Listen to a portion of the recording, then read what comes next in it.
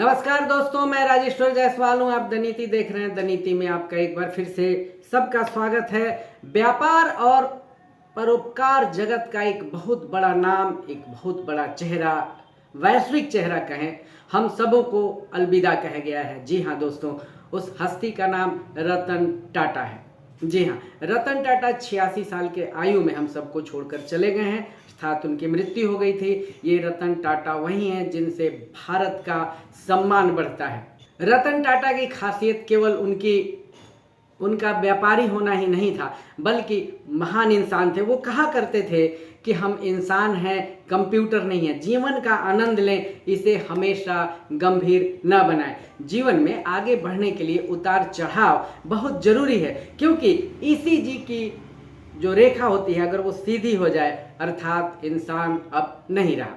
रतन टाटा यह बोलते थे कि जीवन में संघर्ष आते रहते हैं। अब आप देखिए दोस्तों, जब रतन टाटा पढ़ाई कर रहे थे अमेरिका में, वैसे उनके जो पिता थे वो उन्हें बाहर भेजना चाहते थे, जिसमें ब्रिटेन का नाम सबसे आगे था। यूके भेजना चाहते थे, लेकिन उनकी दादी के जिद पे वो भी चाहते थे कि वो यूएस में पढ़ें और उन्हें बाहर भेजा गया। संघर्ष उन्होंने किया था। क्या संघर्ष किया था कि उस समय रिजर्व बैंक जो है विदेशी मुद्रा ज़्यादा खर्च करने की अनुमति किसी को नहीं देती थी, तो रतन टाटा को बर्तन भी धोना पड़ा था। ऐसे थे हमारे रतन टाटा। तो संघर्ष इसी का नाम है। और वो अपने दोस्तों को, अपने साथ के सहपाठियों को बताते नहीं थे कि वो किस परिवार से हैं, कितनी बड़ी हस्ती हैं वो, और उनके परिवार में कितना बड़ा बिजनेस बहुत सालों से है, वो कभी नहीं बताया करते थे। आज जहां आडंबर करने में बिजनेसमैन पीछे नहीं रहते हैं, अभी हाल ही में एक व्यवसायिक परिवार में शादी हुई है, उसमें कितना आडंबर हुआ है, कितना खर्च हुआ है, इन सभी चीज़ों से रतन टाटा बिल्कुल ही अलग रहते थे। वो कहा करते थे कि शक्ति और पैसा मेरे दो मुख्य सिद्धांत नहीं है, मेरे मुख्य सिद्धांत जो है परोपकार है, मानवता है। रतन टाटा दूसरों की आलोचनाओं से घबराया नहीं करते थे। वो एक बार किसी इंटरव्यू में उन्होंने बोला था कि कोई दूसरा आप पर अगर पत्थर फेंकता है तो उस पत्थर को उस पर इस्तेमाल नहीं करें, बल्कि उस पत्थर से महल बना लें अपने लिए। ऐसे थे रतन टाटा। रतन टाटा यह भी कहते थे कि मैं निर्णय सही नहीं लेता हूं, लेकिन जो निर्णय लेता हूं उसे सही करने की कोशिश करता हूं। एक सवाल जो जीवन भर पीछा करता रहा वो यह था कि उन्होंने शादी क्यों नहीं की। रतन टाटा ने खुद ही एक इंटरव्यू में बताया था कि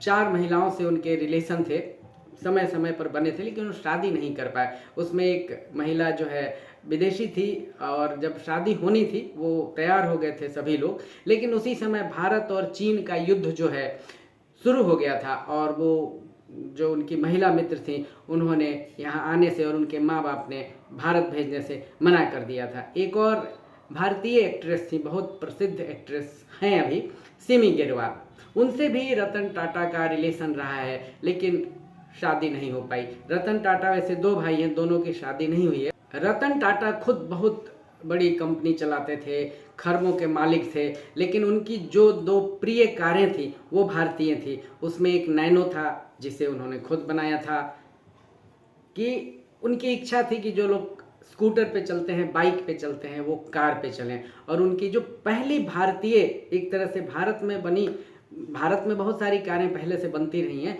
लेकिन नितांत भारतीय एक जो कार है अभी भी, वो इंडिका है, टाटा की इंडिका है। वो पहली भारतीय कार थी जिसे किसी भारतीय कंपनी ने बनाया। वो रतन टाटा को बहुत प्रिय थी। रतन टाटा ने 2 विदेशी कारों का अधिग्रहण किया था, जिसमें लैंड रोवर और जगुआर है। टाटा की इंडिका भारत की पहली स्वदेशी कार है। शायद बहुत लोगों को मालूम नहीं होगा, क्योंकि यहाँ अनेक कारें हैं, लेकिन यह एक तरह से जानने की बात है कि भारत की जो पहली स्वदेशी कार है वह इंडिका ही है। रतन टाटा कहा करते थे दोस्तों कि टीवी की जिंदगी असली जिंदगी नहीं होती, टीवी सीरियल की तरह नहीं होती। असल जिंदगी में आराम नहीं होता, सिर्फ काम होता है। जब वो पहली बार ट्रेनिंग के लिए आए, उन्होंने टाटा कंपनी में ट्रेनिंग शुरू की, तो मजदूरों की तरह काम किया करते थे। आपको पता ही होगा, जैसे मजदूर लोग नीले कलर का वो ड्रेस पहनते हैं, उस तरह का ड्रेस पहन के वो काम किया करते। रतन टाटा पहले भारतीय नागरिक थे जिन्होंने F-16 फॉल्कन फाइटर जेट उड़ाया था। यह अविश्वसनीय घटना जो है 2007 में बेंगलुरु में आयोजित एक एयर शो में हुआ था। दरअसल रतन टाटा के जीवन से जुड़ी ये छोटी मोटी घटनाएं हैं जिन्हें मैं आपको बता रहा हूँ। रतन टाटा की ज़िंदगी बहुत बड़ी है। रतन टाटा को बहुत सारे अवार्ड मिले थे, उन्हें पद्म विभूषण से भी सम्मानित किया गया था, लेकिन रतन टाटा जैसी हस्ती को भारत रत्न से भी सम्मानित किया जाना चाहिए। हो सकता है कि आने वाले दिनों में नरेंद्र मोदी की सरकार उन्हें भारत रत्न से जल्द ही सम्मानित करे। धन्यवाद दोस्तों। अगर हमारा वीडियो ठीक लगा हो तो इसे लाइक करें, शेयर करें और सब्सक्राइब करें। धन्यवाद।